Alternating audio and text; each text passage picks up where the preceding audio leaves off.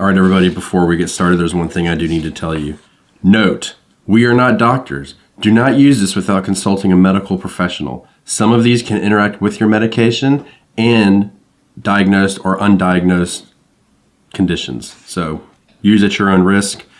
And also, send us all of your pictures for your spring gardens on Instagram. DM us, because we're going to share them with everybody, because your garden's amazing. And you know your garden's amazing, and we want everybody to see it. And patron, you know how it is. Come check us out. So, yeah, Echinacea. Yeah. This is one of my my second favorite. Is it now? Second favorite as far as like plants that can be used for medicinal purposes, or second favorite in this series? Plants that can be used for medicinal purposes. Okay. For a number of reasons, and I'll get into that. We're going to be pushing the limit on this one, so. Okay, I'm listen. I'm riding out with you, whatever that means. I know you are. We're going in. We're going in. Let's do this. All right, so I'm going to open up with what is a treat, and I'll let you tap in. All right, so in general, it's said to have positive effects on the immune system. So we know that it is very general, but it also may lower blood sugar levels. It may reduce feelings of anxiety. It's known as an anti-inflammatory, it has anti-inflammatory properties, I should say.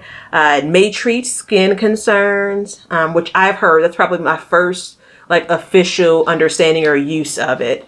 Really? Yeah. That's the first thing I heard about it. And then a lot of these are noted as it may offer some protections against cancer. We basically don't even include that in these episodes, although I'm saying it out loud, because I'm just not comfortable with, attributing a flower or spoiler root to that. It's a serious business. We're going on a limb talking about this stuff anyways. And I'm not trying to tell people how to treat cancer, so there's that. My last comment is going to be, it's best known as an over-the-counter herbal remedy for the common cold or flu. That's what the internet said. Yes, no, you're exactly right. And I didn't want you to get us started already, Batavia. Mm-hmm. So yeah, we're gonna circle back to that one after we get through all of the data points on this, because spoiler alert, it does not treat a cold. Okay. It provides some relief, I imagine. Is what you're about to say. Yeah. No, it doesn't even do that. Mm-hmm. It prepares you for a cold. And you can hold on to that, and we're going to talk about everything, and then we're going to come back, because I want to make sure that we tell you guys how to grow it and everything, because that's what the focus of the show is. Mm-hmm. And then I want to talk to you about preparing it for a cold. Because I'm like, hold on to that for them, and I'm like, hold your horses. Wait, what? Okay. Yeah. All right, so because you're going to talk a lot clearly on this episode, so I'm going to go over what it looks like. let me get to the easy stuff. So it's the flowers are it's described as a rich purple. I don't think it looks rich. I think it looks kind of like a bland color purple, like a faded pastel color purple. I wouldn't even describe it as there's a vibrancy in pastels as well. But the florets grow, there's the dot, the middle, the eye of the flower, and then the petals kind of grow from that. And those are the purplish colors. It has a cone shape, hence the purple cone flower as a nickname. It actually is, and a lot of things we talked about are in the daisy family, which also is a name, right? Yeah. Most times a woman's name, right? Daisy. Yeah. There's guys named Daisy, too. I've met a few. Yeah, okay. And then I'm going to go over when to grow it. Summer. Yeah. So the thing is about growing it, so it's a herbaceous perennial, which means it's a non-woody stem. You want full to part sun, blooms summer into fall. Zones 3 to 8, it's perennial. But when you grow it and you get the seeds... I'm going to stop you. Zones what to what? 3 to 8. Okay, because I have hardiness zones 5 to 8. Ooh. Mm-hmm. The drama. But go on. I would say, to be safe, I would go with your number. Mm-hmm. 5 to 8. I think it's always better to be conservative on that. Now, you had told me at one point that this was one of the first seeds that you got. Mm-hmm. And which is a bad seed to give somebody because it's difficult to start from seed. And she gave me instructions. She gave me a few different flowers, seeds, and she gave me instructions, but she didn't give me the proper instructions to grow these. from seed. But go on. You're going to go over. Yeah, I'm gonna tell you how to stratify seed. Stratification process. So what it means that the seed has to go through a hot and cold process. It has to go hot, cold, stay cold for a certain amount of days sometimes. Sometimes it just needs to have that fluctuation. And the reason why it's important is because as you grow the plant, the seeds fall, it naturally will grow in the spring. So the best thing to do is sow it in the fall and it'll come up. Now, if you want to do it inside, this is how you do it. Get a wet paper towel or something, just something to keep it nice and moist. Put it in a Ziploc bag in the refrigerator, okay? Get your little phone out, set a timer for I would say like 2 months, roughly, is what I do. I do it for 2 months, and then what I'll do is every week for a day, I'll put it in the freezer and then take it out of the freezer. So, and when I take it out of the freezer, just put it back in the refrigerator. So it's getting frozen, and then it's not. It's getting frozen, and then it's not. And I do that here where I am, because we can have periods of time where it's 70 plus degrees in the winter time, and then it'll go back cold. So I need to keep it more consistent. Somebody like Batavia or something like that, you could just honestly put them out in a pot in the cold and just let it sit for winter, and it's going to grow when it's good and damn ready. But when you want to stratify any kind of seed, this is how you do it. And so the reason why you would do it in the winter as well is if you want to start them under lights or something, then you can get a jump start on them. Yeah. And get them going in September, stratifying them, and then when you would normally start your other seeds, you can pull them out and be done. Or you can buy a plant. But make sure if you're buying the plant that, you're checking for the proper varieties that are going to ultimately be used for medicinal purposes. That's the catch, because there are a lot of like faux kind of varieties that are just, and that's in general, not just with Echinacea. Faux varieties that are just being produced. You see this in sunflowers all the time. They're not going to be producing edible seeds, for sunflowers as an example. So make sure that if it's your goal to grow it for this purpose, insert whatever this purpose is, that you have looked up and made sure that the variety you're selecting can be used for that purpose versus it just being something that's more cosmetic. And what is that variety? Oh, well, shoot. I don't think I know how to pronounce the name of it. Oh, I practiced these. Wait. I even wrote down the paporia. Yeah. The Angus. Oh, I'm going to be so embarrassed when I see this video back. Yeah, you are. Angus tifolia and Paolata. So the paparia is the one that you want mostly. That's like the common standard one that gives you the medicinal properties that we're looking for. Okay, do you want to go over pests? Let's see what I have for. I'm still like reminiscing on. I can't believe I did like a Sesame Street pronunciation just now. You can do your victory lap in a little bit. Yeah. No, I'm not pleased with myself, but I do remember now putting it down because I really had intentions. You were supposed to remind me to practice it before we hit record, but here we are. My bad. All right, so pests. Echinacea, they're subject to several diseases, but wait for it. So you may see problems like stem rot, powdery mildew, which a lot of us see in our gardens. If I skip over it and you have it, it's because, again, I couldn't pronounce it. Aster yellows, as well as damage from aphids, Japanese beetles, which are a problem, and then some other type of mites, right? But while the Japanese beetles and other things like, Echinacea is subject to these things, this is what I read, and I think it's so cute. It's like, be patient. There are other birds and bugs that can come and clean that up for you. So birds such as goldfinches, which I saw in my garden last year, if you can see the joy in my face for those that are watching, they'll feed on coneflower seeds and things. And most gardeners basically are like, I'm going to give a little bit to, the rest of the environment, the birds and other insects and things, and let them clean up my flowers. So don't just jump up and say, hey, I'm going to spray this or I'm going to try to treat it. It isn't always necessary. So yeah. I haven't sprayed anything on mine. I just let it go. Because there's a lot of seeds that fall in the spring or fall. Okay, so the roots have the most medicine. So I'm sure you're thinking, well, what the hell? How am I supposed to have the perennial if I have to harvest the roots? I got you, boo. So the second year that you grow it, you can clip the stems, remove the flowers, and dry. And for the roots, you can dig up the plant, and once it spreads and it gets bigger, you can dig up a portion of the plant and take for it. So the one downfall would be if you're growing this for the medicinal qualities or properties, you would not have more to split. Yeah. And move around your property, but you will have enough to harvest and grow. So what I found was, and this is the biggest surprise, because I oftentimes think of the flowers, maybe the leaves, as the thing we're using in these plants and these kind of flowers and such. So that's what we're using for the medicinal purposes. I didn't know until we got prepared for this episode that primarily folks look to the root of this plant.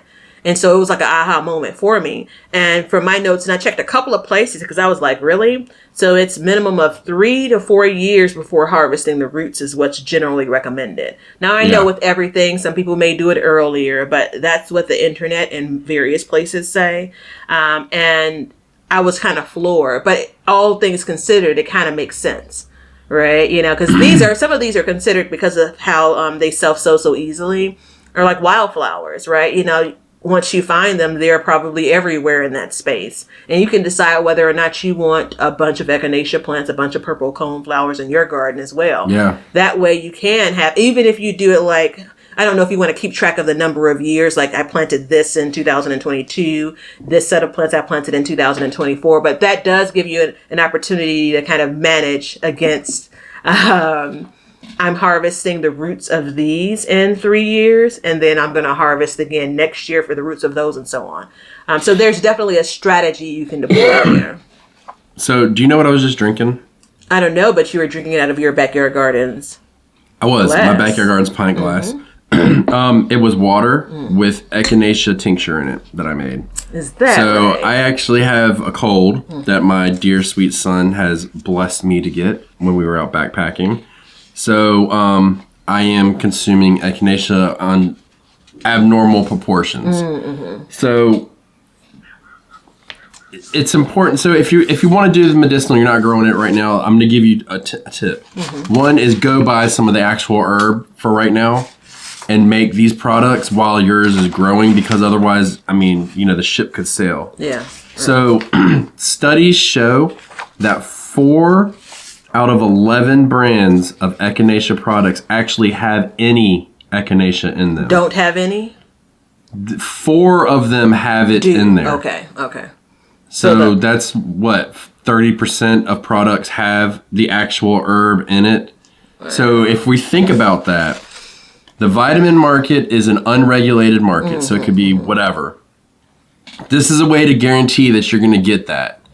Now, I use mine as a tincture and a tea. Tincture, you take the herb, you mix it with vodka, you let it sit for about 8 weeks, and then you strain it, drain it, put it in a bottle, and you use it. You can make it like I did with a glass of water, put it right under your tongue and take it, whatever.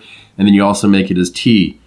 The one thing about this is all of these herbal medications, not all of them, but a good proportion, especially this one, needs to be taken on a regular basis to be effective.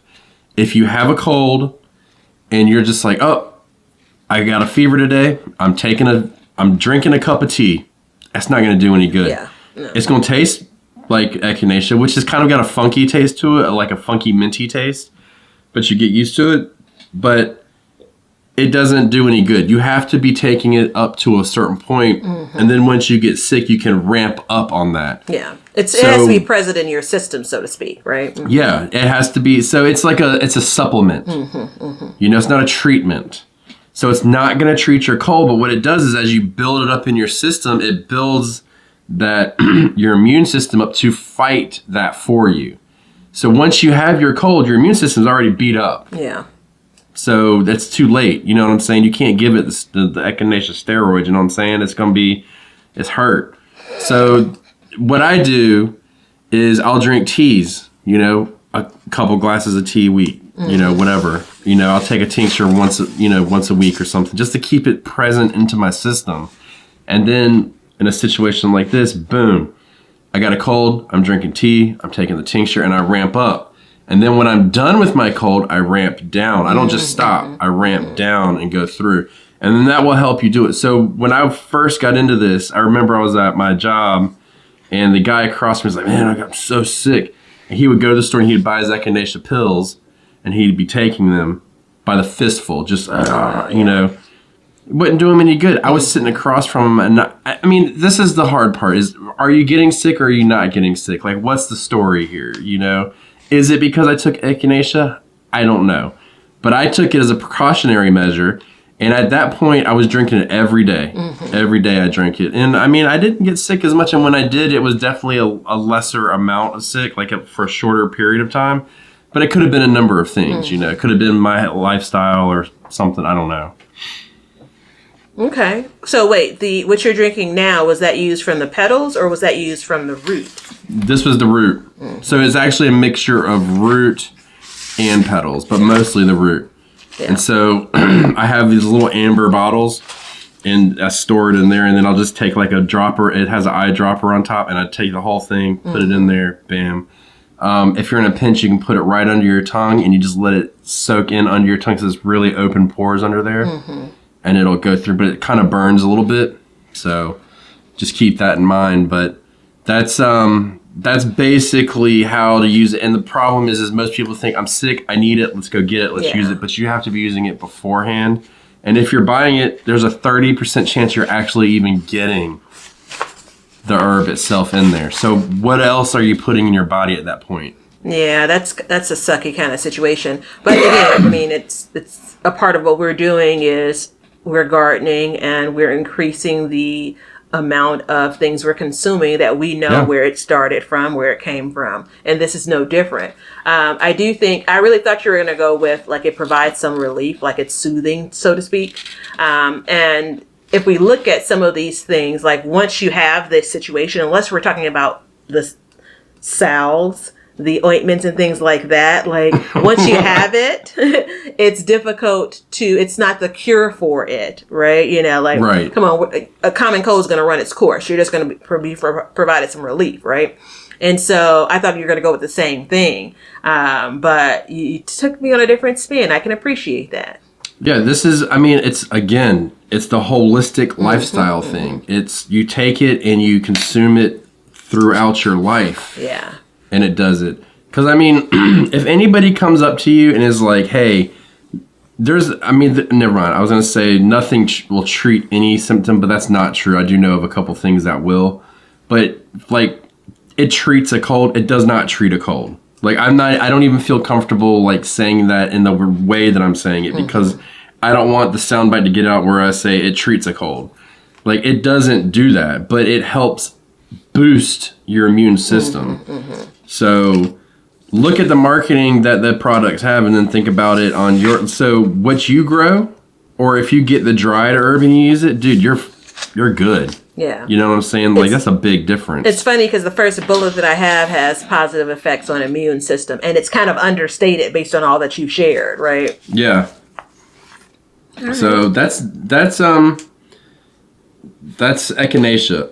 If you want to make a tincture and you want to use any of the herbs that we've talked about, there's a list on our Amazon. It's under Herbal Remedies, I believe it's called, and it has all the products that I've used in the past, and I've made a lot of these. All of these I've made.